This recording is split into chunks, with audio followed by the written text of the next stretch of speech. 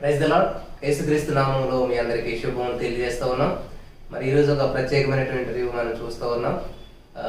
Brother Ramesh, sister Anitha గారు మరి వారి ప్రభుని ఎలా తెలుసుకున్నారు, వారి జీవితంలో అనేకమైనటువంటి శ్రమలు వచ్చినప్పుడు ఎలా ఓవర్కమ్ చేశారు అనేటువంటి కొన్ని విషయాల్ని మనం తెలుసుకుందాం ఈరోజు. మరి ఈ ఇంటర్వ్యూ వల్ల అనేక మంది యవనస్తులు బలపడటానికి చాలా అద్భుతమైనటువంటి కార్యక్రమం ఇది. దేవుని నామానికి మహిమార్థంగా మనం ముందుకెళ్దాం. బ్రదర్, మరి మీరు అసలు ప్రభుని ఎలా తెలుసుకున్నారు, తర్వాత మరి మీ జీవితంలో దేవుని యొక్క ఉద్దేశాన్ని ఎలా నెరవేరుస్తూ ముందుకెళ్తున్నారు? ప్రభు యేసుక్రీస్తు నామములో మీ అందరికీ వందనాలండి. నేను ప్రభుని 2003లో ప్రభుని తెలుసుకున్నాను. అంతకుముందు నా జీవితం, నేను చదువుకునేటప్పుడు మరి నా స్థితి చాలా ఘోరంగా ఉండేది. నేను సంతోషం కోసం ఎక్కువగా సినిమాలు చూస్తూ వచ్చేవాడిని. ఎట్లా అంటే ఉదయం, సాయంత్రం, మధ్యాహ్నం దాదాపు రోజుకి 3 షోలకి వెళ్తూ వచ్చేవాడిని. ఎందుకంటే సంతోషం కోసం వెళ్తూ వచ్చేవాడిని. చదువు లేదు, ఇకేం లేదు. దాదాపు 3 సంవత్సరాలు అలా నేను చేస్తూ వచ్చాను. అయినప్పటికీ నా జీవితంలో 10th క్లాస్లో మరి నేను సంతోషం కోసం ఇతరులని కూడా నేను వాళ్ళని హేళన చేస్తా, జోకులు వేసుకుంటా, తర్వాత వాళ్ళని అవమానపరుస్తా. నేనేదో సంతోషపడేవాడిని, కానీ మరలా నేను వాళ్ళని నవ్విన తర్వాత నాకు ఏడిపోయి వచ్చేది. నా జీవితంలో ఆ విధంగా జరుగుతూ వచ్చేది. చిన్ననాడే మరి నా తల్లి చర్చికి వెళ్తుంటే మా నాన్నగారు పడటం జరిగింది.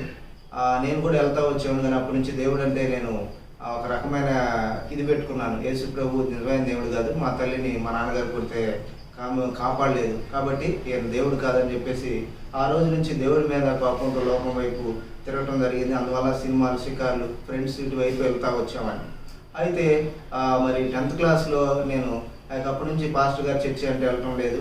అయితే మా చిన్నమ్మ ప్రభు దగ్గరికి ప్రార్థన 10th క్లాస్ రిజల్ట్ కదా, ప్రార్థన చేపిస్తాను, పాస్టర్ గారి దగ్గర తీసుకెళ్ళాను.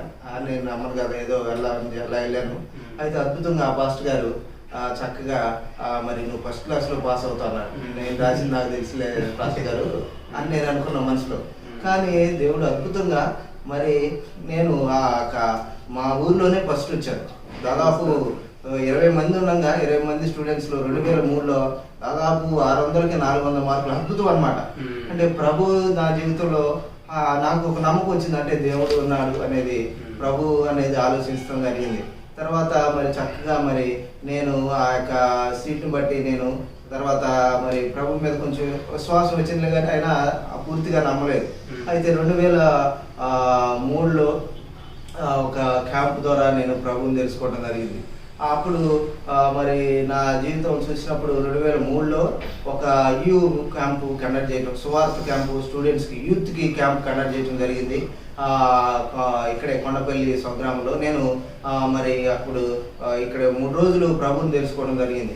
ఆ రోజు మరి పాస్టర్ గారు చక్కగా వాక్యం చెప్తా ఒక మాట నన్ను తాకిందనమాట.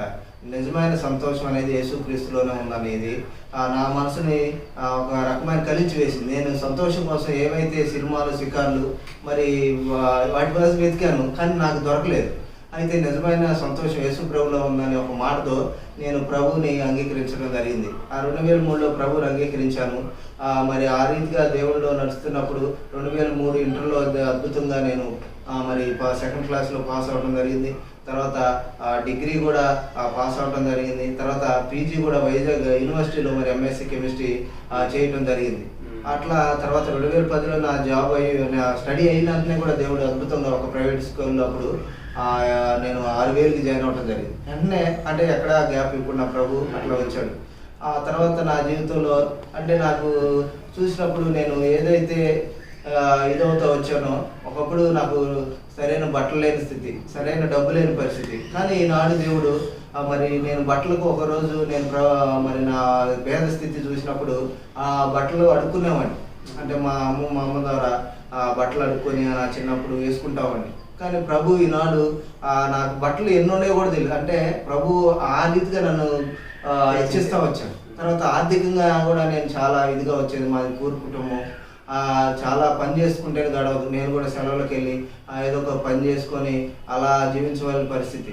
కనీసం సైకిల్ కొనలేని పరిస్థితిలో మరి దేవుడు ఒక కాలేజీలో పనిచేసినప్పుడు అద్భుత రీతిగా మరి ఆ డబ్బులు సమకూర్చి నేను బండి కొనుక్కోవడానికి దేవుడు కృప చూపిస్తూ వచ్చాడు.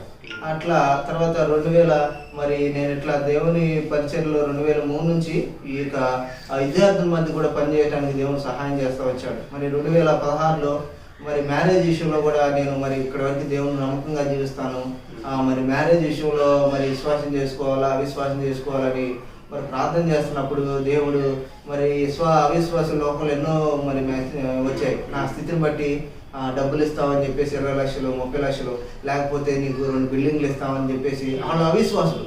కానీ నేను సాతాను నన్ను ఆ విధంగా ప్రేరేపించాను. నేను కూడా నిజమే కదా, నా పరిస్థితి ఇది, నేను కూడా చేసుకుంటే నా యొక్క జీవితం సెట్ అయిపోద్ది, డబ్బులు వస్తాయి, హ్యాపీగా ఉండొచ్చు అనేది వచ్చేది. కానీ దేవుడు మరి మాట్లాడుతూ వచ్చాడు, విశ్వాసే కదా మరి తోడు, నువ్వు ఎందుకు ఈ విధంగా వెళ్తావని మరి దేవుడు మాట్లాడుతూ వచ్చాడు. ఇతను పాస్టర్ గారిని అడిగినప్పుడు మరి ఇది తప్పేమో ఒకసారి ఆలోచించు, మరి దేవుని విశ్వాసనే చేసుకోవాలి కదా అని ప్రార్థించినప్పుడు నేను దాదాపు 2 సంవత్సరాలు ప్రార్థన చేస్తూ వచ్చాను. మ్యారేజ్ విషయంలో 3 సంవత్సరాలు అట్లా ప్రార్థన చేస్తూ ఉంటే ఎక్కువ శోధనలు వస్తూ ఉండే. ఇగో మా అమ్మాయి ఉంది, 2 లక్షలు ఇస్తాం, పెళ్లి చేసుకునేవాళ్ళు. కానీ నేను మరి ఆలోచిస్తే ప్రభుని చిత్తంలోనే వివాహం చేసుకోవాలి, ప్రభు కోసం జీవించాలి, మా కుటుంబాలు ఉన్నాయి, మరి అవిశ్వాసం చేసుకుంటే నా జీవితం ఏమైపోద్దని ఒక రకమైన ఫీలింగ్ వస్తూ వచ్చేది.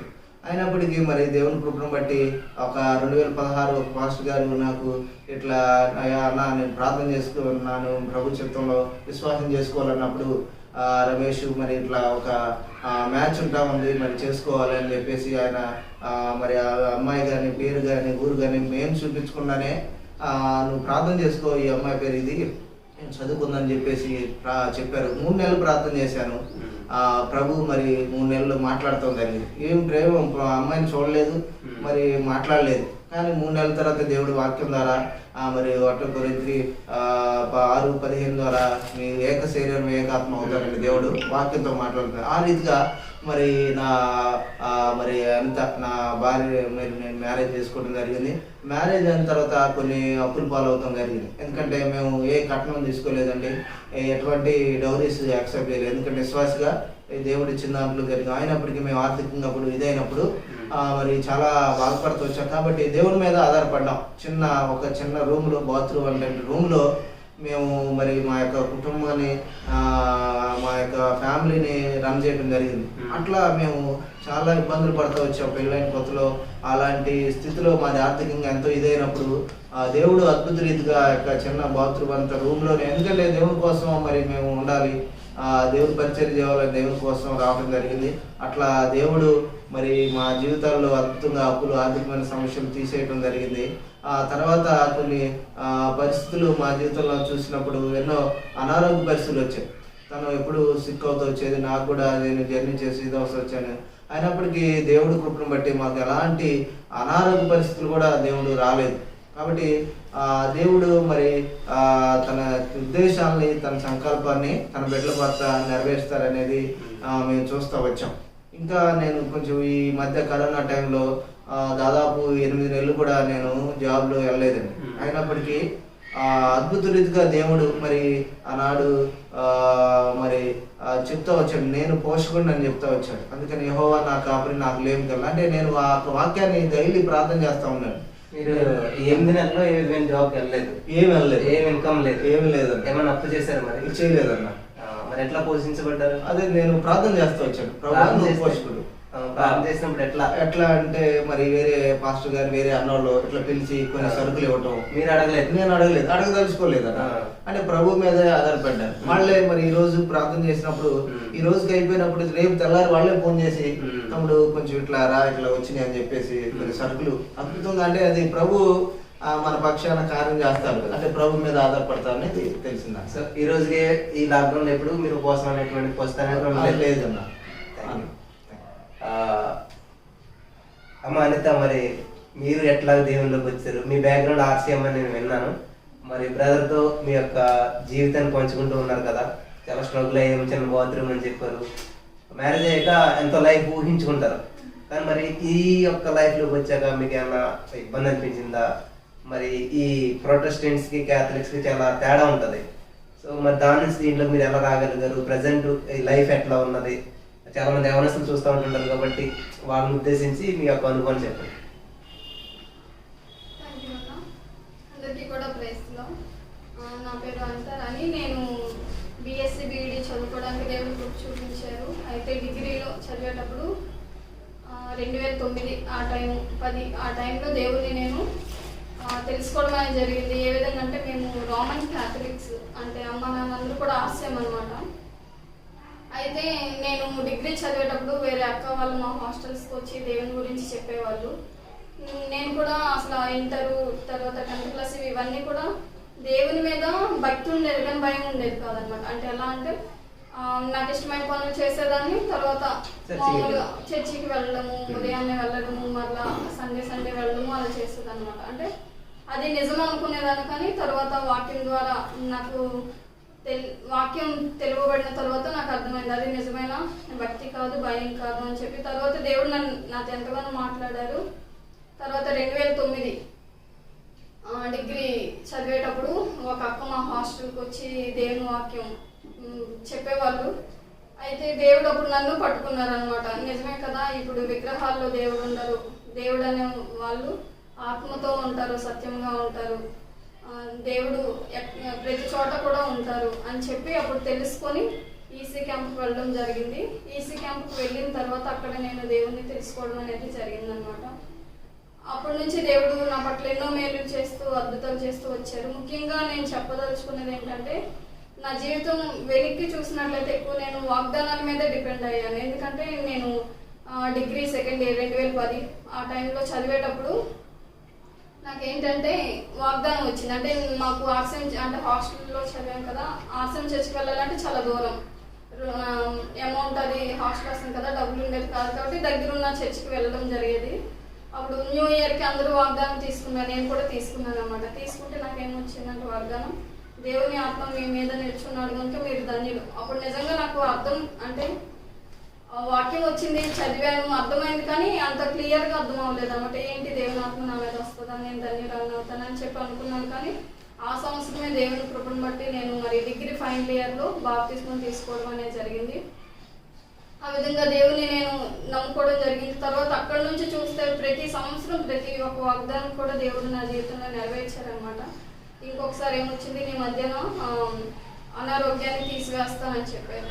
నేను బాగానే ఉన్నాను కదా, నాకేంటి అనారోగ్యం అని చెప్పి నేను అనుకున్నాను. కానీ కొన్ని రోజులు పోయాక నాకు బ్లడ్ బాగా తగ్గిపోయింది, హాస్టల్ కదా, అంటే తినక అలాగనమాట.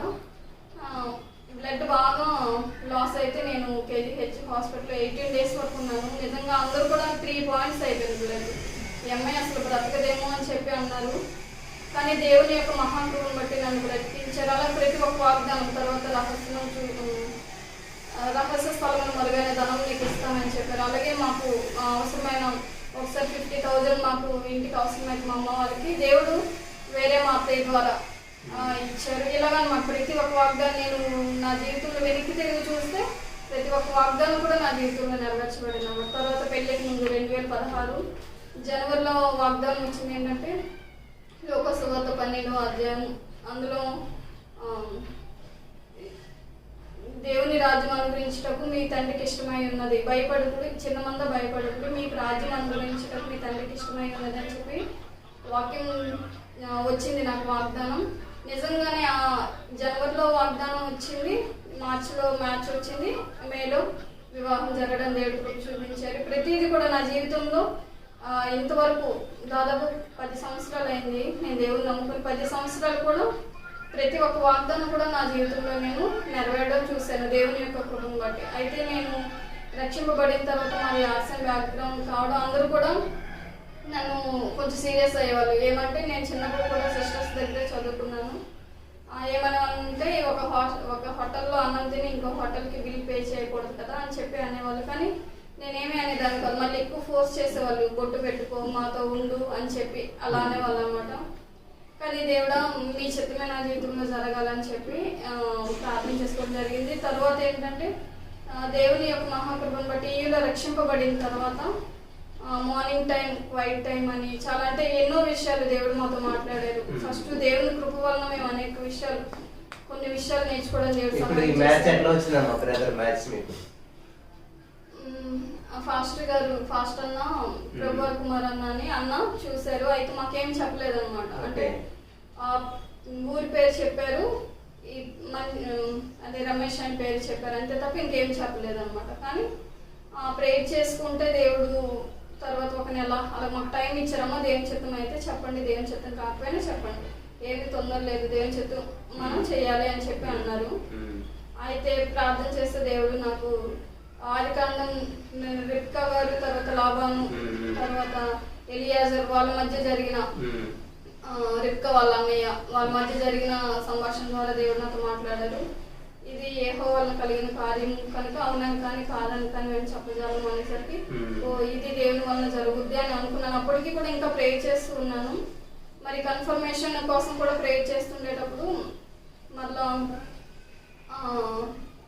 యోసేపు గారి జీవితం ద్వారా, అంటే ఈ 7 బలిసిన ఆవులు 7 బలహీనమైన ఆవులు అని దర్శనం వస్తుంది కదా. దర్శనం వచ్చిన తర్వాత ఇది శీఘ్రంగా జరుగును అని కిందన అదే వచనంలోని మనం కనిపిస్తుంది అనమాట.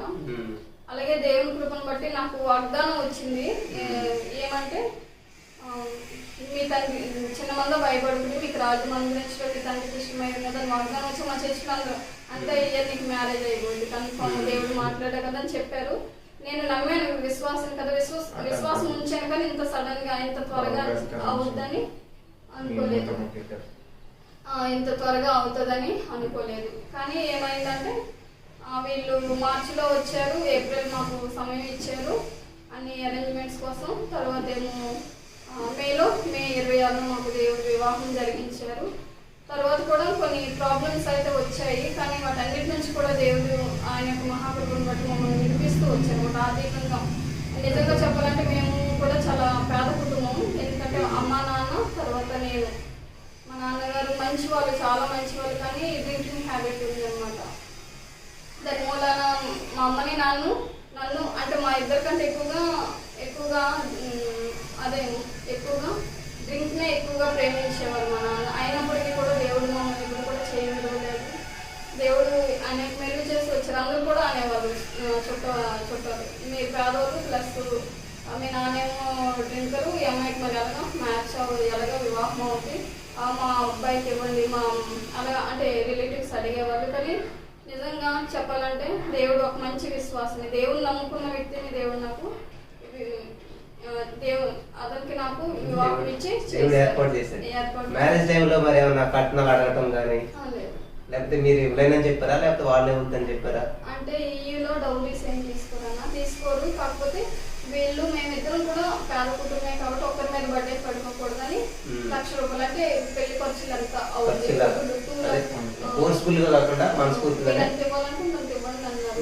మ్యారేజ్ ఖర్చు పర్పస్ అంతే.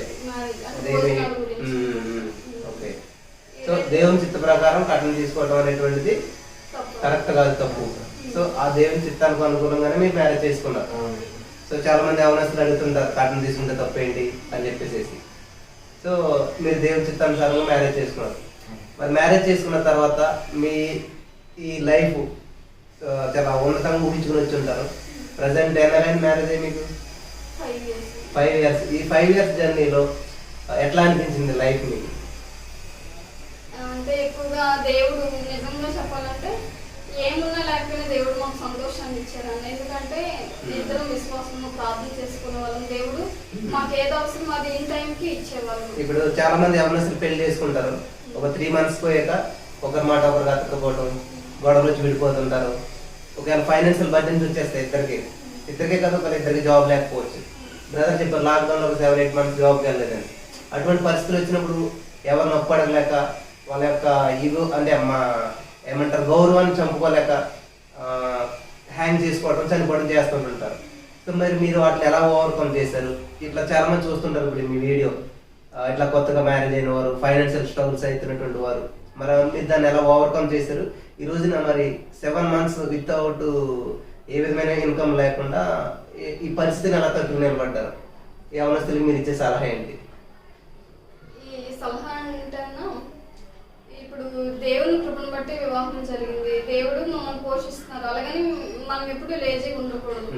కానీ అవకాశం ఉన్నప్పుడు జాబ్ చేశారు, కానీ తర్వాత అక్కడ పరిస్థితి బాగాలేదు. అంతకుముందు కూడా 7 months 8 months దాదాపు శాలరీ లేదన్నమాట. అప్పుడు కరోనా టైం ఈయన కూడా చాలా హెల్త్ ప్రాబ్లం, అంటే ఫీవర్ బాగా వచ్చేది. మీకు ఎప్పుడన్నా ఈయన చేసుకున్నాను కాబట్టి నా లైఫ్ ఇలాగ అయిపోయింది, ఇటువంటి స్థితిలో నేను ఉన్నాను, ఇంకొకరిని మంచిగా చేసుకుంటే బాగుండేది, అట్లా అనిపించిందా? హ్యాపీ దేవుడు ఇచ్చారు కాబట్టి హ్యాపీ అని. తర్వాత అంటే ఎక్కువగా మేము మార్నింగ్ ఇద్దరం కలిసి 5 times చేసుకునే వాళ్ళం. మళ్ళీ ఈవినింగ్ ఫ్యామిలీ ప్రే చేసి ఎక్కువగా సండే చర్చికి కలిసి వెళ్ళేవాళ్ళం. ఈజిఎఫ్స్ అన్నిటికీ కూడా కలిసి, అంటే నాకు ఫస్ట్ నుంచి అదే ఆశ ఉండేది. నేను EU ప్లస్ హెబ్రోన్ అనమాట. నేను ప్రేయర్ చేసుకునేదాన్ని వివాహం జరగకుండా. అంటే చాలా మ్యాచెస్ వచ్చాయి. మాకు ఏమి డౌరీ అంటే అన్నిటి కూడా మాకు ఏం కట్నం వద్దు, అమ్మాయిని ఇవ్వండి చాలు అని కూడా వచ్చేవాళ్ళు. కానీ నేను EU అంటే నాకు ఇష్టం, హెబ్రోన్ అన్న చాలా ఇష్టం. రెండింటికి సంబంధించిన వ్యక్తిని దేవుడా నాకు నాకేమి నేను అడగలేదు దేవుణ్ణి. అదేంటంటే ఇప్పుడు EU వ్యక్తినే వస్తే మళ్ళీ అతనికి హెబ్రోన్ నచ్చలేదు అంటే, నేనేమో హెబ్రోను, మరి ప్రాబ్లం అవుద్ది కదా అని ఎక్కువగా అంటే ఆ 2 ఉన్న వ్యక్తిని దేవుడు ఏసయ్య నాకు ఇవ్వండి. ఎందుకంటే తర్వాత మనస్సాక్షి అంటే హెబ్రోన్ వెళ్ళేదాన్ని కదా వెళ్ళదని చెప్పి అలా ఉంటుందని ప్రే చేసుకుంటే దేవుడు. ప్రజెంట్ మీరు ఇద్దరు కూడా జాబ్ చేస్తూ ఉన్నారు కదా, జాబ్ చేసుకుంటూ ఉన్నారు అంటే మీరు ప్రజెంట్ మనం దేవుళ్ళో బలపడుతూ చాలు అనుకుంటున్నారా, లేకపోతే మీరు ఏమైనా దేవుని పరిచర్యని ఎదురు తీసుకెళ్తున్నారా, అంటే దేవుని పని ఏమైనా చేస్తున్నారా? అంటే స్టూడెంట్స్ మధ్య పరిచయం చేయడం దేవుడు కృప చూపిస్తున్నారు. అంటే మేము స్టూడెంట్స్ స్టేజ్లో చెప్పాలంటే నేను చాలా ఆల్మోస్ట్ అన్యురాలనే, చాలా ఎక్కువ అన్యురాలు. ఎందుకంటే నేను పెళ్ళికి ముందు కూడా ఆశయం ఉండేటప్పుడు దేవుని మీద భయం ఉండేది కాదు. వినాయక చవితి వచ్చినా సరే ఫుల్ గా బొట్టు పెట్టుకుని చుట్టూ తిరిగేదాన్ని అనమాట. అంటే మా ఫ్రెండ్స్ 4 అనమాట. అప్పుడు డిగ్రీలో చదివేటప్పుడు ఏం తెలియదు, అది అలా చేయకూడదని కూడా మాకు తెలియదు. అంటే ఆశయం కదా, అప్పటికి మేము ఇంకా నమ్మకలేదు. డిగ్రీ ఫైనల్ ఇయర్ వచ్చాక అప్పుడు నమ్ముకున్నాం అనమాట. అంటే చక్కగా అయితే అక్కడ గుళ్ళు ఫుల్ గా బొట్లు పెట్టుకొని ఏం చేసేవాళ్ళం అంటే వినాయకుడి చుట్టూ తిరిగేవాళ్ళం. అలాగే ఏ పండుగ వచ్చినా సరే అంటే అలాగే ఆచరించేవాళ్ళం అనమాట.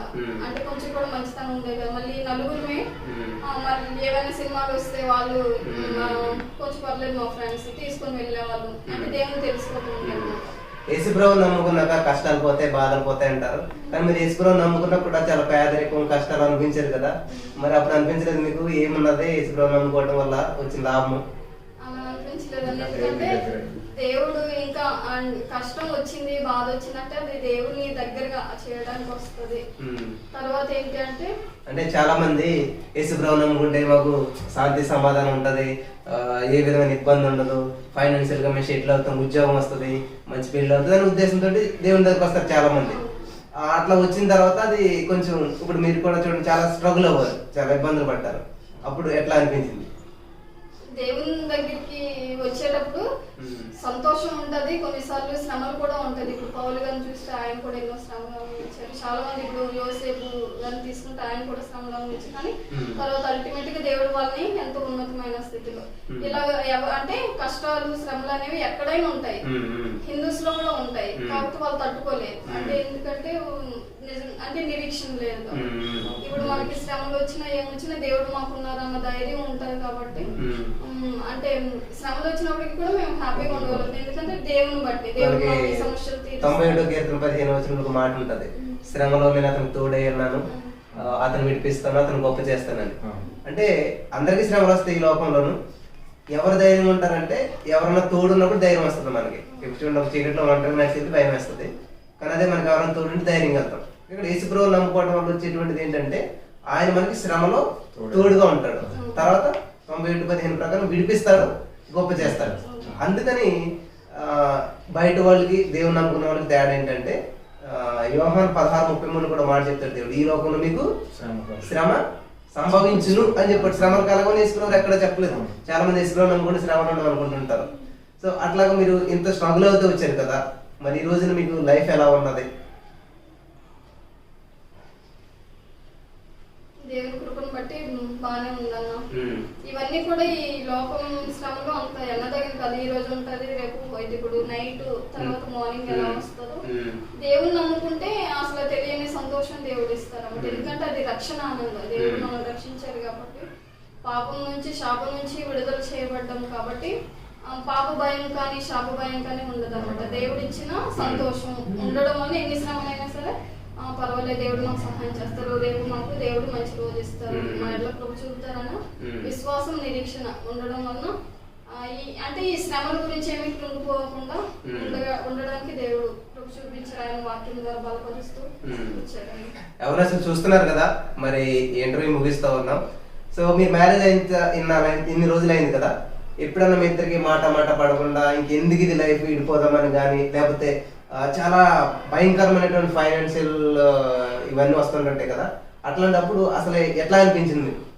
అసలు చెప్పాలంటే మాది శ్రీకాకుళం డిస్ట్రిక్ట్ అన్న, చాలా స్లో అనమాట. స్లో అంటే మేము ఎక్స్ప్లెనేషన్ ఎక్కువ ఇస్తాం అన్నమాట. కృష్ణా డిస్ట్రిక్ట్ వాళ్ళేమో చాలా స్పీడ్ గా మాట్లాడతారు, అంటే మంచి వాళ్ళే, మనసు మంచి, కానీ వాళ్ళ మాటలకి ఒక్కోసారి హార్ష్ గా ఉంటది, కొంచెం బాధ అనిపిస్తుంది. ఫస్ట్ లో అయితే నేను చాలా బాధపడ్డాను. నేను కొంచెం స్మూత్ అనమాట. స్మూత్ అంటే మామూలుగా వెళ్ళు రండి అలా అంటారు, వెళ్ళిపో కొంచెం అంటే మంచిదే ఇక్కడ భాష అంతే, కానీ ఫస్ట్ లో నేను అర్థం చేసుకోలేకపోయేదాన్ని. కానీ తర్వాత నెమ్మదిగా ఏ కష్టం వచ్చినా సరే ప్రేయర్ చేసుకునేదాన్ని. అంటే ఫ్యామిలీ నాకు చిన్న చిన్న ప్రాబ్లమ్స్ అప్పుడప్పుడు వస్తాయి. అంటే 6 నెలలు పోతే వారు వీరు రావుతుంటారు. ఫర్ ఎగ్జాంపుల్ మీకు ఏమో ఫ్యాన్ అంటే ఇష్టం, దీనికి ఫ్యాన్ ఇష్టం ఉండదు. అటువంటి సిచ్యువేషన్ వచ్చినప్పుడు ఏం చేశారు?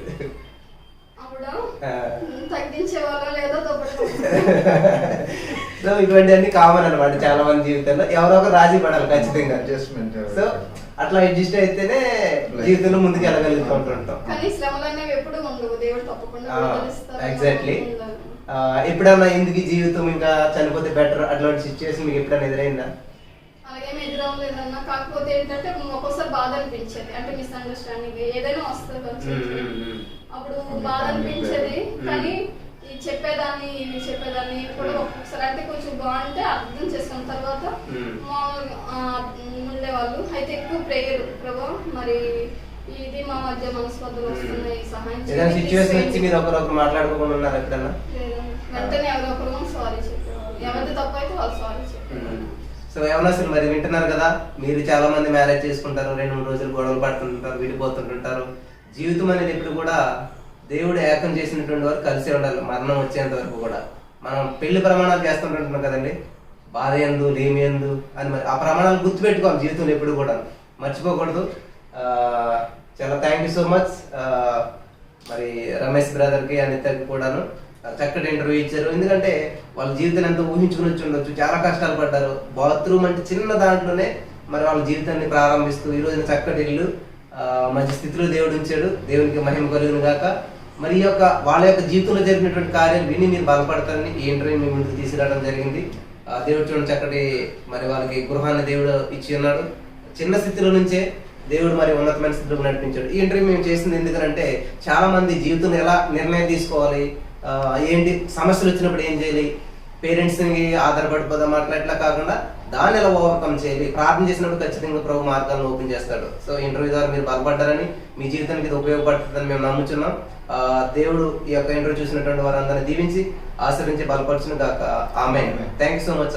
Praise the lord.